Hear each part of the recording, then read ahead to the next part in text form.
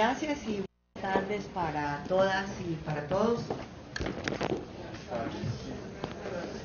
Y por supuesto muchas gracias a las instituciones organizadoras por la invitación para el primer panel. Estos reportes son para que tengamos un contexto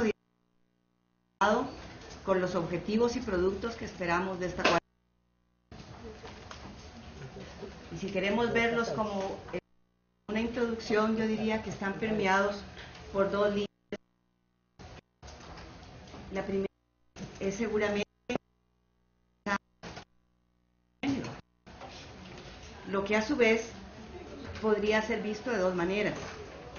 Desde una categoría de análisis que para llegar a esta conferencia dividiendo en tres subregiones. Si desde siempre están claras que si le pudiera dar título a mi intervención, uno de los más conferencias. De género también es a partir de análisis, pero para entender la demanda constante de construcción de capacidades, instrumentos, para concretar ese pensar en clave de género y que podría enfocarse desde una perspectiva metodológica. La segunda línea de pensamiento, y ya las intervenciones del panel de inauguración nos ubicaron en eso, es una mirada institucional. Sabemos que el reclamo por la igualdad y la equidad no le ponemos fecha. El contexto de esta conferencia seguramente encuentra sus antecedentes más inmediatos, temáticos, en la década de los 80, cuando señalábamos que en la atención y la gestión de emergencias y desastres no se podía seguir pensando en poblaciones homogéneas. Hoy, en este contexto, muchos de los puntos discutidos en los talleres subregionales hacen referencia a propuestas y prioridades que se ubican en procesos de institucionalización, construcción de políticas públicas, alianzas, coordinaciones interinstitucionales, entre otras. Es decir, poniendo esos dos puntos, nos mantenemos en esa mirada institucional. Pero como siempre es necesario tener una sombría en términos conceptuales, yo invitaría a ubicarnos en ese espacio de confluencia entre tres enfoques: género, gestión de riesgo y cambio climático. Desde ese espacio podemos entender otros tantos puntos discutidos en los talleres subregionales, pero también aquí, desde ya podemos ubicar las recomendaciones que nos hablan de una invitación a revisitar conceptos, repensar competencias y responsabilidades que se asignan a las instituciones y que apoya otras prioridades también discutidas. Tenemos en referencia a declaraciones políticas, con el tema de género, en nuestras constituciones nacionales, en marcos normativos internacionales, regionales y nacionales. Otros tantos que se ubican hasta en la dimensión local. Por ejemplo, cuando pensamos en algunas políticas públicas que norman el quehacer de gobiernos municipales. Hablamos de América Latina, pero hemos discutido cómo a partir de desarrollos desiguales encontramos diferentes formas de apropiación desde lo conceptual hasta lo práctico. Hemos discutido y creo que hemos encontrado algunos acuerdos en que hemos avanzado en el tema de género y gestión integral de riesgo, pero también cómo desde el enfoque de cambio climático tenemos un gran desafío por delante. Aquí podemos situar algunos elementos de este contexto en el sentido que hay un reconocimiento a que muchas iniciativas de organizaciones de mujeres de base o de proyectos en cuya realización se ha privilegiado su participación e involucramiento, orientados a enfrentar los impactos de la variabilidad climática, nos muestran resultados exitosos en la mitigación de sus condiciones de vulnerabilidad y en aspectos de preparación y prevención. No obstante, vemos que esas lecciones aprendidas regularmente no llegan a ser tomadas desde la institucionalidad, a permear sus acciones y a contribuir a una gestión de conocimiento que podría entonces beneficiar a otros grupos de población y a las instituciones mismas. En esta dimensión ubicamos experiencias innovadoras de trabajo que han permitido visiones compartidas sobre las formas en que se expresa la vulnerabilidad de género frente a determinadas condiciones de peligrosidad, para no quedarnos con la mirada anclada en la emergencia.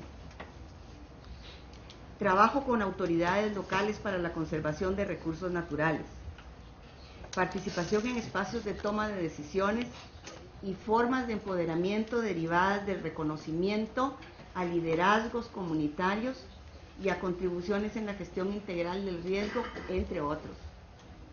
De hecho, algunas alianzas entre cooperantes ya han incluido como uno de sus requerimientos para considerar financiamientos de nuevos proyectos que se atienda a estas experiencias que llamamos exitosas, que se reutilicen, que se adapten sus herramientas, pero que en todo caso en los proyectos se incluya siempre la promoción de medidas innovadoras, aunque las consideremos medidas piloto. Otra forma de promover el aprovechamiento de experiencias que proviene de la dimensión local está asociada al hecho de que muchos proyectos incluyen trabajo con los espacios descentralizados de las instituciones que trabajan en gestión de riesgo, como es el caso de las de protección civil. Esas estructuras locales se organizan y funcionan de acuerdo con la normatividad institucional, pero van introduciendo formas innovadoras que resultan parte de la construcción de conocimiento, pero creemos que no llegan a ser parte de la gestión del conocimiento en la dimensión institucional. Una última referencia a lo institucional y que es parte del contexto se refiere a que muchas de nuestras instituciones van siendo creadas respondiendo a situaciones que la coyuntura se encarga de llevar al terreno de problemas sociales y que antes fueron consideradas del espacio privado y que las organizaciones de mujeres se han encargado de dimensionar precisamente como problema social, logrando con ello que pasen al espacio público. Citamos aquí el tema de la violencia de género o de la trata, para mencionar algunos. Quisiera aquí tocar dos puntos, poniendo como ejemplo el de las instituciones que se encargan y que tienen como competencia principal la gestión de emergencia y desastre. Dependiendo del periodo en que fueron creadas, algunas de ellas pueden llegar hasta los espacios de prevención y mitigación, mientras que otras están exclusivamente en el campo de la defensa o la protección civil. Y por el otro lado, los mecanismos de la mujer. Desde distintos abordajes, nuestras discusiones nos han llevado a visibilizar cómo, para algunas, ha resultado un trabajo operativo muy provechoso coordinar con otras instituciones como salud, educación y especialmente con los mecanismos de la mujer, incluso a acuerdos para la construcción de capacidades nacionales, que parece ser uno de los retos cuando vemos que los marcos internacionales o regionales nos apoyan desde lo político. También aportar a la construcción de contenidos sensibles al género en los sistemas nacionales o en las políticas nacionales de gestión de riesgo. Una limitación que es compartida por los mecanismos de la mujer en distintos países de América Latina y que es analizado como obstáculo, pero también como desafío, es el tema de los recursos siempre insuficientes para cumplir a cabalidad con la tarea de transversalizar el género hacia la regularidad del Estado. No es una tarea fácil cuando pensamos que la demanda va desde lo teórico conceptual hasta tareas tan concretas como asesorar a los ministerios de finanzas en la construcción de marcadores presupuestarios que permitan asignación de fondos. Y en una sociedad patriarcal, los tiempos, los arreglos institucionales y las decisiones políticas adquieren connotaciones cuyas motivaciones de fondo también conocemos. Al final nos referimos a instituciones, pero hablamos de personas. Quisiera referirme al tema del dato estadístico, porque el contexto latinoamericano también lo podemos ver desde un posicionamiento más paradójico. Cuando se quiere impactar, se hace referencia a cifras. Un solo ejemplo, para ilustrar los impactos y los daños en 2011 de los desastres, se habla de los muertos en Japón a causa del tsunami, o en Chile a causa de un terremoto. En el contexto que estamos dibujando, si algo ha estado presente en el reclamo de datos y en general de información, ese reclamo, de los datos y en general de la información desagregada, tanto para mostrar situación y condición de género como de poblaciones vulnerables. Pero paradójicamente, frente al valor incluso simbólico que parece dársele a las cifras, las mujeres llevamos un largo camino recorrido en esta demanda de desagregar. Ustedes la encontrarán entre las acciones prioritarias propuestas, pero seguramente ningún comentario de mi parte agrega a una situación que bien conocemos. Para finalizar, dos expresiones y una hipótesis. En Centroamérica, con ocasión de 5 eventos sobre estos temas, hemos hablado de la tiranía de lo urgente. En clave de género, con esa frase, hemos querido mostrar que si aquellos aspectos de la transversalización de género en los que hemos avanzado no se fortalecen en forma permanente, en el momento de la emergencia se vuelve fácilmente a esquemas caracterizados por la desigualdad y la inequidad. La otra expresión es la tiranía del ser, porque en términos institucionales y políticos queremos subrayar que este contexto se explica también con una mirada al sistema político de cada país. En muchos casos, avances en temas de género, de poblaciones vulnerables, para el abordaje de nuevos temas, como la violencia, la inseguridad, la migración, que exigen una mirada de integralidad en el contexto de la gestión de riesgo y de cambio climático, regresan al punto cero con cada cambio de gobierno. Termino proponiéndoles lo que yo llamo, las otras dos son citas de los talleres anteriores a este, esta es lo que yo llamo la hipótesis de la postergación.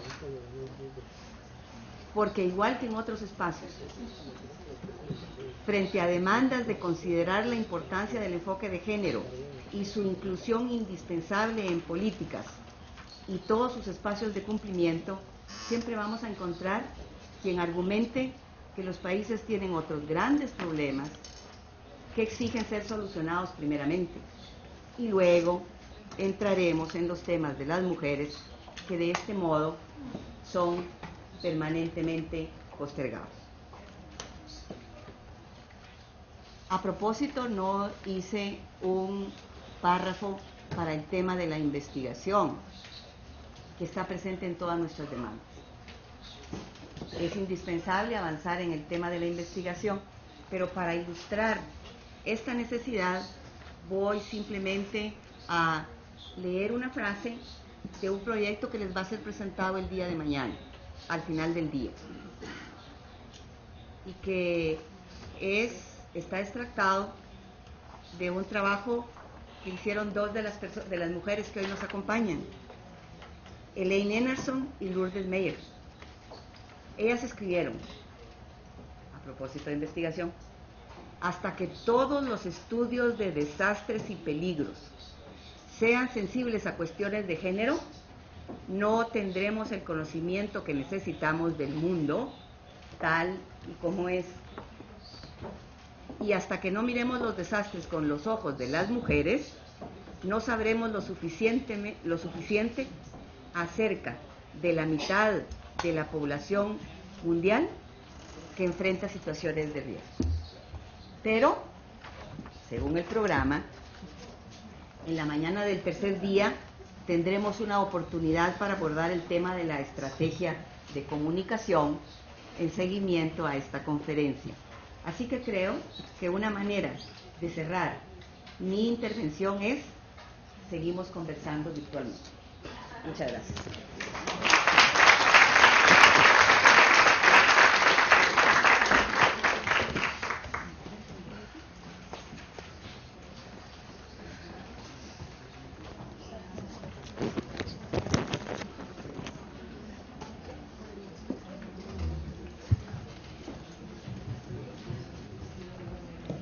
Sí.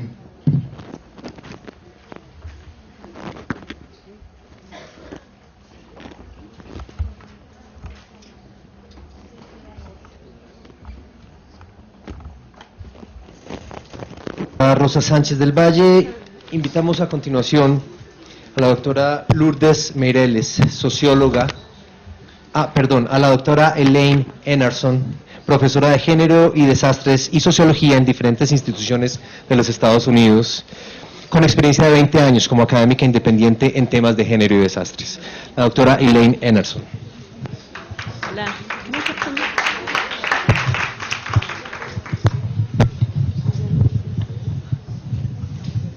También me encanta estar contigo con ustedes. Muchas gracias por invitarme y por favor, do it over and over again. Hágalo. No otra vez cuando tenemos más tiempo para play, right? Solamente trabajar 3 días. All right. So next time, perhaps we can come again and play. But I do appreciate so much the opportunity to be here with you. This is a fabulous opportunity. And I have, of course, to begin, as everyone, by thanking those who made it possible, everybody working behind the scenes, as well as Mauricio. ¿Dónde está? Mauricio. Behind the scenes, pero él tiene el reloj. He has the hatchet. He's going to stop me at 30 minutes, so I need to see him. But I'd like to also acknowledge the fact that AFTA has been such a strong supporter of work in this area, but AFTA is Marion in this sense. I think without the strong, sustained support of Marion Pratt, we would not be where we are today. So again, thank you very much for that, really. Truly, yes. Yes. And I also just like to say by way of a preface that I bring you saludos de amigas y amigos de todo el mundo, because people around the country, around the world are working on these same issues with us, and they are so excited as I've been traveling this year to know that you are here today. It's fabulous. So I send them you a greeting to, whoops, this is not moving. No, ayúdame por favor, porque no, it's not, no, no. No. El first program. I'm going to speak from photographs. I was asked to use a global context, to put our work in global context. So yes, gracias.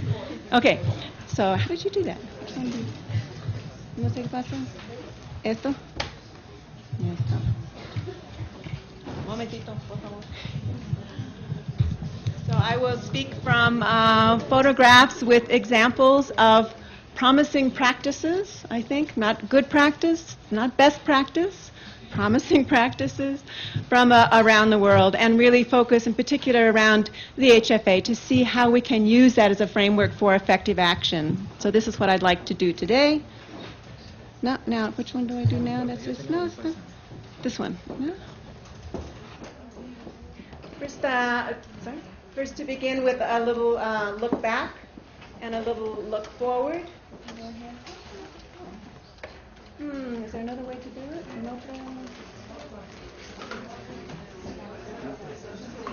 One by one. You need a technical Yeah.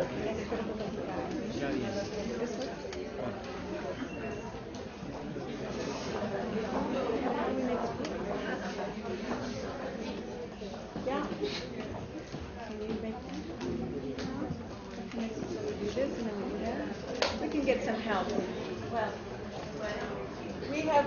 we have been here before. We'll do what we can to make the this go. We have been so many times together. We collectively.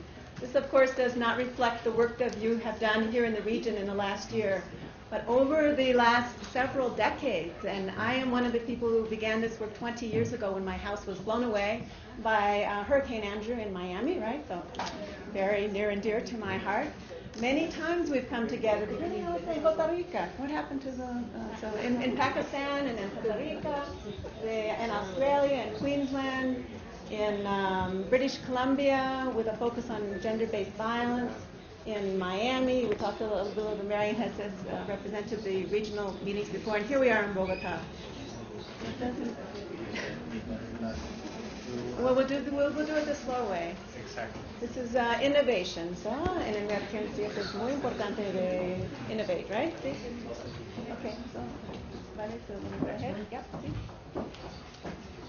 Just go down to this. Yeah. So this is a little picture at the bottom. This was a 2001 international conference in Ankara. On the upper left, you see a conference just from last year in China. Very, very important to recognize that word. And a smaller workshop in Solomon and Solomon Islands recently. We can go to the next little slide here.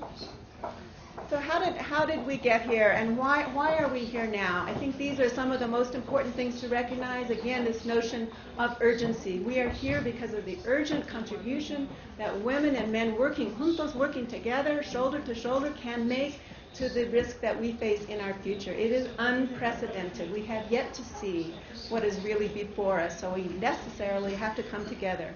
We're also here because of the demonstrated effectiveness of women's leadership, because of the fact that we have strong international gender equality movements, because of the very strong commitment of women's organizations. I don't know if Christina was here a moment ago, of women's organizations to this work, to demonstrated leadership. And here I do have to acknowledge our international global network, the Gender and Disaster Network. And I would say, as a researcher, also we are here because we have knowledge. We have a more expanded knowledge base now around our work. Yeah. Go down to the next. So I'd like to just talk. We can go to the next one. We can just go fast. We'll be talking a little bit about the HFA. You know, of course, that in the HFA, gender is considered a cross-cutting theme. My concern, I'm very worried, as somebody who has been trying to understand why we know so much and why we do so little. Worrying about this, I think one of the problems is that the cross-cutting notion means that gender is everywhere but nowhere. Nowhere. Yes, right. So we have to address that.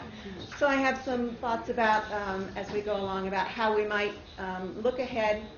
And I think we all understand these 5 basic priority areas of the HFA, but as I was beginning to find some illustrations, demonstrations of promising practice here, I find in the first area, make risk reduction a priority.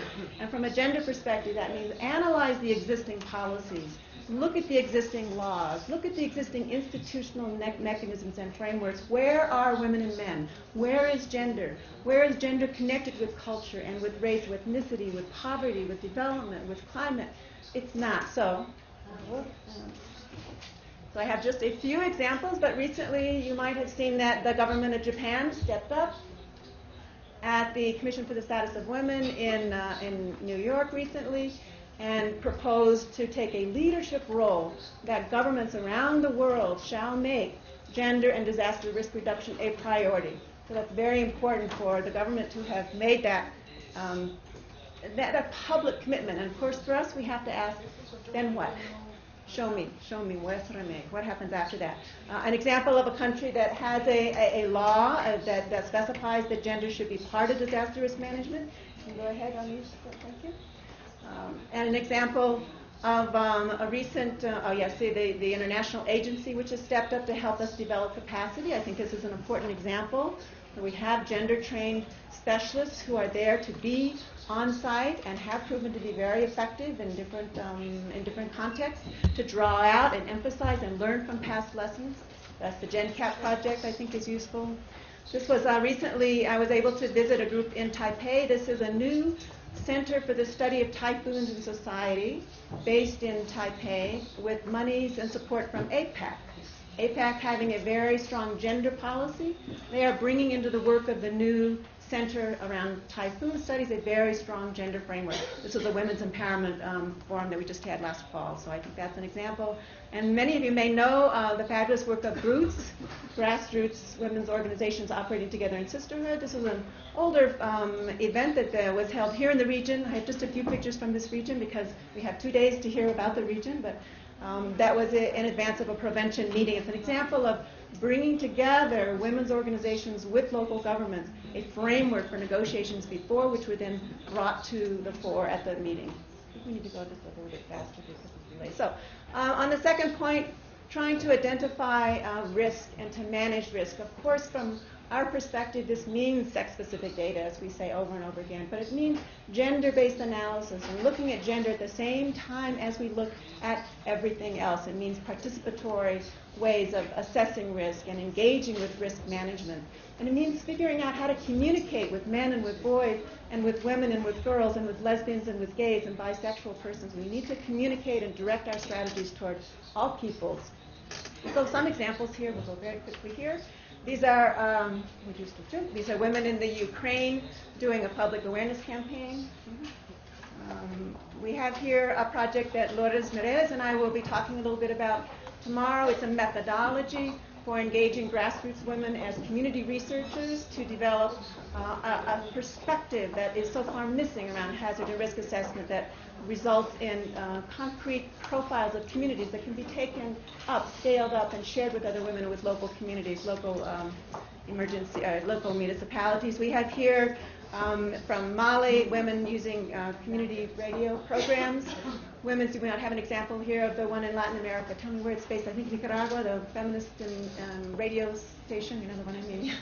Also very important. This I like. It came from Mozambique. They are consulting on a telenovela kind of a program to address hazard and risk, including gender-based violence and disasters, through a little story about the soccer team.